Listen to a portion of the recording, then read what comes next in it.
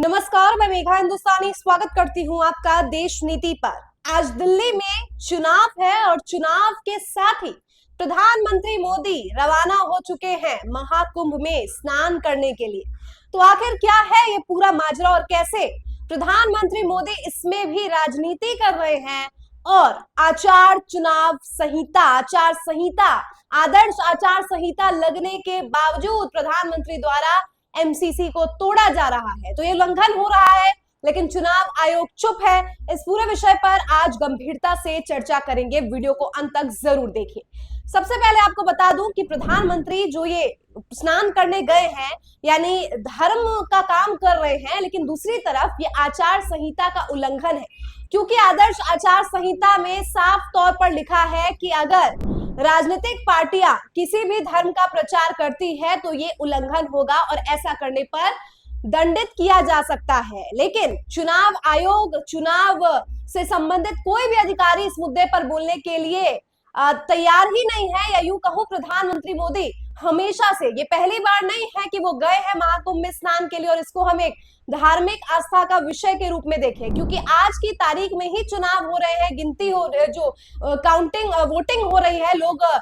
मतदान कर रहे हैं और दूसरी तरफ प्रधानमंत्री मोदी का ये धार्मिक जो तस्वीर सामने आ रही है जिसमें महाकुंभ में डुबकी लगाते हुए स्नान करते हुए नजर आ रहे हैं, वो इस बात को प्रमाणित करता है कि अभी भी धर्म का प्रचार करने में लगे हुए हैं। लेकिन धर्म का प्रचार गलत नहीं है, लेकिन आदर्श आचार संहिता लगने के बाद धर्म का प्रचार करना ये उल्लंघन हो जाता है और ये सीधा सीधा चुनाव आयोग को इसमें संज्ञान लेने की जरूरत है, लेकिन चुनाव आयोग इससे संबंधित कुछ भी नहीं कर रहा है। अब आपको पहले भी बता दें, इतिहास में थोड़ा जाए और बताते हैं प्रधानमंत्री मोदी इससे पहले कब कब आचार संहिता का उल्लंघन कर चुके हैं। 2019 में केदारनाथ की गुफा में चले गए थे, जिस समय या जिस दिन चुनाव थे उस समय इन्होंने केदारनाथ की गुफा में जो है इन्होंने सोचा कि वहां शरण ले ले, वहां पर ईश्वर की आस्था कर ले, लेकिन उस समय भी आचार संहिता का उल्लंघन था। उसके बाद अभी हाल फिलहाल में जब लोकसभा के चुनाव हुए, जब अयोध्या में वोटिंग होनी थी, उसी दिन ये चले गए 132 साल पहले, जहां पर स्वामी विवेकानंद ने जो है समाधि ली,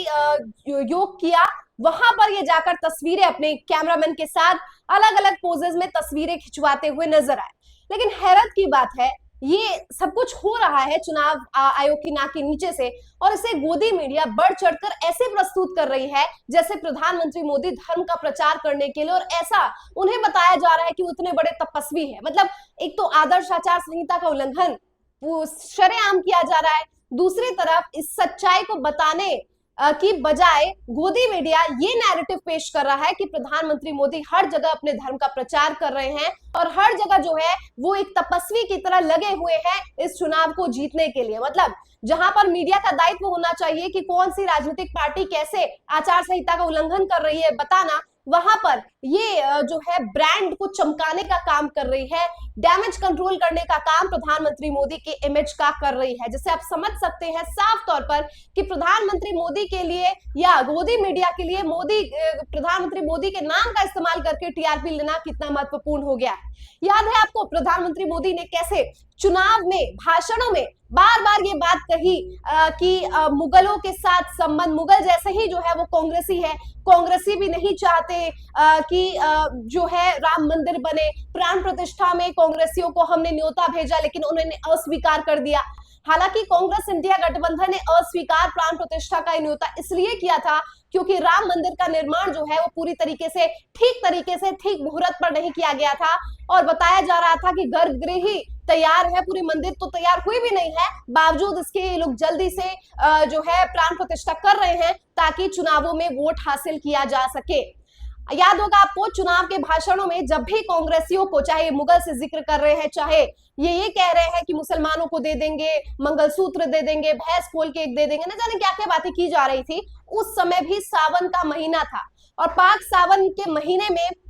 कांग्रेस पर भारतीय जनता पार्टी ने, प्रधानमंत्री मोदी ने मंच से आरोप लगाया था कि कांग्रेस जो है वो सावन के दिनों में मांस का सेवन करती है। इसको लेकर लालू प्रसाद यादव के बेटे ने भी खूब सोशल मीडिया पर जो है बताया था कि नहीं ऐसा नहीं है, ये तो पहले की तस्वीर है। और अब ये जो है मटन वाली चीज को भी खूब वायरल किया गया था प्रधानमंत्री मोदी द्वारा, और भारतीय जनता पार्टी के द्वारा नैरेटिव फैलाया गया था कि सावन के महीने में मांसाहारी भोजन ग्रहण करते हैं ये तमाम विपक्ष के नेता, ताकि एक नैरेटिव उस समय भी बनाया जा सके कि विपक्ष तो केवल हिंदुत्व के खिलाफ है, यानी हिंदू वोट बैंक को साधने के लिए और हिंदू जो गठजोड़ है, वोट बैंक है, जो लोग हैं उन्हें अपनी ओर आकर्षित करने के लिए विपक्ष पर इस तरीके के इल्जामात लगाए गए थे। हालांकि ये बात तो जग जाहिर है दोस्तों, शाकाहारी मांसाहारी वो व्यक्तित्व का जो है अपना पर्सनल चॉइस होता है, और इस तरीके से चुनाव में उसका इस्तेमाल करके वोट बटोरना ये भी आचार संहिता का उल्लंघन है। लेकिन उस समय भी चुनाव आयोग ने इसके पूरे मुद्दे पर चुप्पी साध ली थी। वो बात अलग है कि जब राहुल गांधी के बारे में विषय आता है, राहुल गांधी को लेकर जब लोग सवाल खड़ा करते हैं, राहुल गांधी पर उनकी संसद सदस्यता तक रद्द होने तक का जो है तलवार उनके ऊपर लटक जाती है। क्यों? ये दोहरा मापदंड क्यों है चुनाव आयोग का? अगर आचार संहिता का उल्लंघन कोई एक राजनीतिक पार्टी करती है तो उसके खिलाफ जिस प्रकार का रवैया रुख अपनाता है चुनाव आयोग, उसी प्रकार का रुख और रवैया दूसरी राजनीतिक पार्टियों के प्रति क्यों नहीं अपनाया जाता है? इस प्रकार का भेदभाव बताता है कि मौजूदा सिस्टम जो है वो पूरी तरीके से कोलैप्स हो गया है। और वर्तमान में भारतीय जनता पार्टी चाहे आचार संहिता का उल्लंघन करे, चाहे प्रधानमंत्री मोदी भाषणों के जरिए ये काम करे, चाहे चुनाव वाले दिन जिस दिन वोटिंग हो रही है उस दिन ये महाकुंभ जाए, केदारनाथ की गुफा में जाए, ये कन्याकुमारी को रवाना हो जाए, कोई कुछ भी नहीं बोलेगा। और गोदी मीडिया लगातार इसको प्रचारित करते रहेगा कि हिंदुत्व का जो है बढ़ावा करने का काम, प्रचार करने का काम प्रधानमंत्री मोदी के द्वारा किया जा रहा है। आपको क्या लगता है दोस्तों, जिस तरीके का विरोधाभास फिलहाल इस समय वर्तमान समय में मीडिया में, लोकतंत्र में और हर एक इंस्टीट्यूशन में देखने को मिल रहा है, उस पर आपकी क्या राय है? कमेंट करके बताइए। मुझे दीजिए इजाजत, देखते रहिए देश नीति। धन्यवाद।